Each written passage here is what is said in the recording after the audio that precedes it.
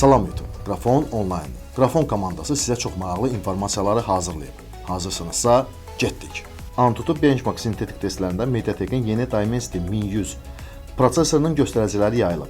Dimensity 1100 581.000 bal toplayıb. Bilirəm ki, bu göstəricilər hələ nəsə demək deyil, amma neyniyək, bizdə olan məlumat elə budur.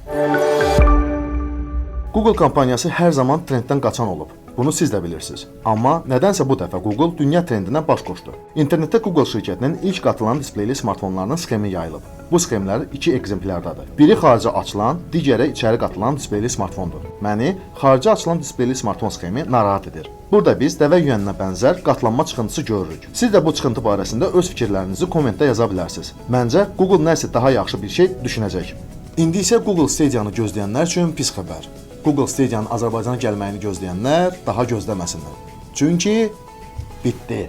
Stadia oyun servisində transformasiya baş verəcək. Los Angeles və Montrealda olan studiyaların bağlanması ilə buna start veriləcək. Google oyun işindən əl çəkir. Stadia platforması isə başqa oyun istehsalçılarına, belə deyək, icarəyə veriləcək. Google Stadia servisinin bağlanmasından tam söhbət getmir. Çünki Google artıq il yarımdır ki, $100 gamepadləri satır. Birdən-birə Stadia'nın bağlanması Google üçün böyük cərimələrlə nəticələnə bilər. Stadia bağlanmasa da Google bu servisi öz axınına buraxıb. Maliyyələşdirməsini isə çox azaldı. Zənnimcə Stadia'nın yumuşaq disək iflası Stadia'nın rəqibi olan GeForce Now sayəsində baş verir. Bu servis dünyanın hər yerində işləyir və dünyanın qabaqcıl oyun mağazalarının hər birinə inteqrasiya edilib. Bütün bunlar da çox aşağı gecikməklə baş verir. Lap elə Google Stadia'da olduğu kimi. ABŞ-ın başı Huawei boğmağa qarışıb. ZTE də bundan istifadə edib, yeni texnologiyalar dahilicə qaçır. Aksın 20 haqqında mən sizə demişdim. Ekranaltı kameranın tətbiqi. Yəqin ki, unutmamısınız. Düzdür, eybəcər ekranaltı kamera olsa da, bu realizasiya ekranda dəlikdən 1000 dəfə yaxşıdır. ZTE isə daha irəli getmək istəyir. Axon 30 Pro smartfonlarında dünyada ilk dəfə olaraq Samsungdan olan 200 megapiksellik matrisadan istifadə edəcək. Çəkilən şəkillərdə maksimal keyfiyyətin əldə olunması üçün hər zaman olduğu kimi piksellərin birləşdirilməsi baş verəcək. Məsələn, Quad Bayer texnologiyası 4 pikseli birləşdirirdisə, yeni sensorda 16 piksel birləşdirilməsi baş verəcək. Nəticədə 12,5 megapiksellik şəkillər alınacaq. Amma artıq piksellərin qarışması və zerno effekti deyilənlərə görə bu şəkillərdə olmayacaq. Realda bunun necə olması şəkillərin işlənmə alqoritmindən asılı olacaq. Növbəti xəbəri bir-iki sözlə ifadə etsək, Samsung nə isə yenə yaradır. Gəlin təzə yayılmış patentdən başlayaq. Patentə əsasən Samsung fırlana bilən periskop kameraları üzərində çalışır. Burada kameranın korpusdan çıxaraq fırlana bilməsindən söhbət gedir. Belə olduqda bir yaxşı kamera modulu həm frontal, həm də əsas kamera rolunu oynaya bilir. Belə texnologiyaya uyğun smartfonlar artıq Samsungda var. Galaxy A80. Amma korpusun slide mexanizmi o qədər də praktik deyil. Düşünürəm ki, fırlanan periskop tipli mexanizm də o qədər praktik olmayacaq. Samsung displey şöbəsinin rəhbəri rəsmi olaraq təsdiqlədi ki, bu ilin sonuna kimi Samsung dartıla bilən displeyli smartfonları istehsal edəcək. Ola bilsin ki, bu AMD qrafikalı Exynos prosesorunda olan Fold smartfonlarının yeni nəsli olacaq.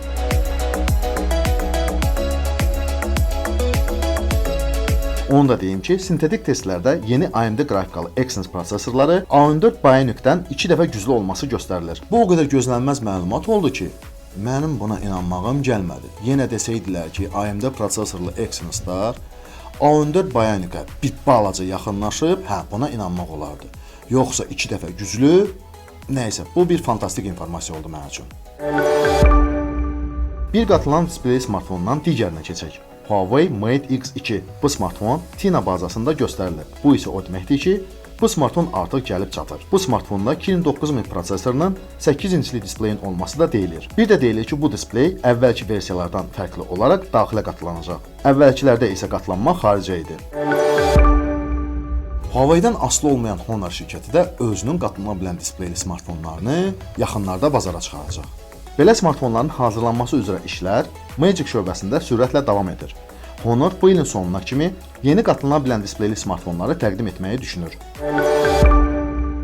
İndi isə diqqətiniz məndə olsun. Bu xəbər çox maraqlıdır.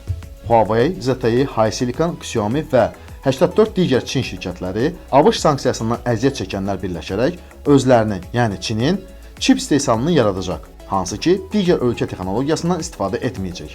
Zənnimcə, texnologiya, proqram və servislərin müharibəsi bizi gözləyir. Bir tərəfdən Amerikanın texnologiya və servisləri, digər tərəfdən Çinin və əlçatan yeni texnologiya və servislərinin müharibəsi. Görəsən bunda nə baş verəcək, bizə ancaq gözləmək qalır. Zənnimcə Tim Cooku təbrik etmək olar. Onun marketinq bilikləri yenə də bəhrəsini verməyə davam edir. Apple keçən ilin 4-cü rübündə iPhone satışından 65,5 milyard dollar gəlir əldə edib. Satışın əsas hissəsini iPhone 12-lər təşkil edib. Bir neçə ildən sonra iPhone-lar yeni dizayn əldə edəcək. Amma sevinməyə tələsməyin. Biz hələ ən azı 2 il gözləməliyik. Bu il isə biz iPhone 12 görünüşlü yeni iPhone-ları görəcəyik. Sadəcə biraz balaca monoqaşlı. Amma 2022-ci ildə isə bizə belə iPhone-lar təqdim olunacaq. Sadəcə qalın çərçivəli və monoqaşsız iPhone. Onu da deyim ki, yaxın günlərdə iOS yeniləmələrində üzdə maska olan zaman ekran kilidində baş verən problemlər Apple Watch-lar vasitəsilə aradan qalxacaq.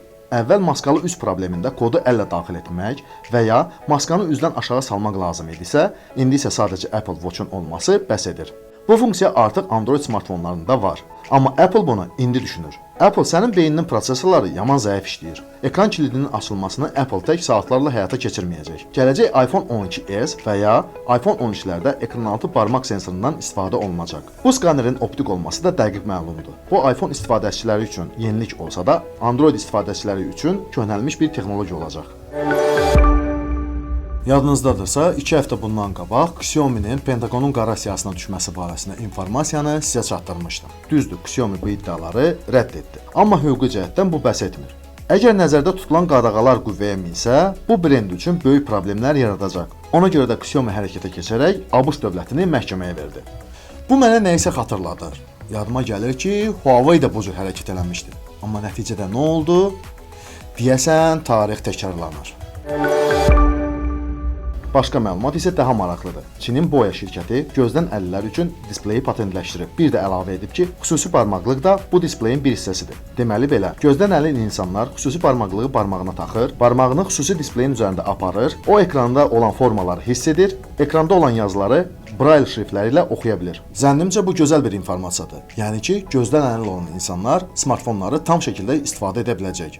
Amma bilirsiniz əsas olan nədir? Boya şirkəti bu texnologiyanın yayılmasına kömək edəsin. Əgər xəbər xoşunuza gəldisə, kommentlərdə yaza bilərsiniz və videonu like eləyə bilərsiniz. Sonda isə 2 yeni patentdən danışmaq istəyirəm. Ağıllı eynəklər. Birinci patent Xiaomi'yə aiddir.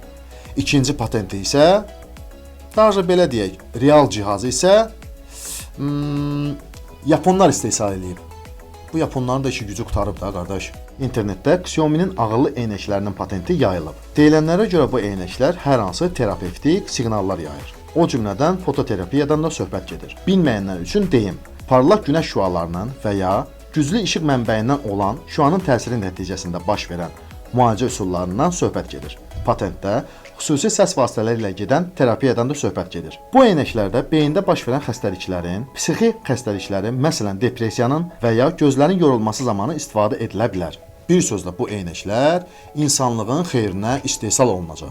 Amma nə vaxt və neçəyə bazara təqdim olunacaq, bu barədə infomuz yoxdur. Deyirəm də bu Yaponların işi gücü yoxdur da, qardaş. Yaponlar ağlamağı imitasiya eləyə bilən eynəklər istehsal eləyiblər. Bu başlığı oxuyanda başa düşdüm ki, bu qaşitlər nə sənə, nə mənə heç kimə lazım deyil.